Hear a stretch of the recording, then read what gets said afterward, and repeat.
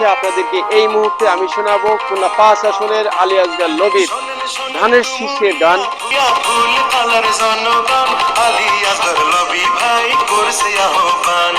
শোনেন শোনেন Dumuria full colour জনগণ, আলী আসগর লবি ভাই করছে আহ্বান, আলী আসগর লবি ভাই করছে নির্বাচন।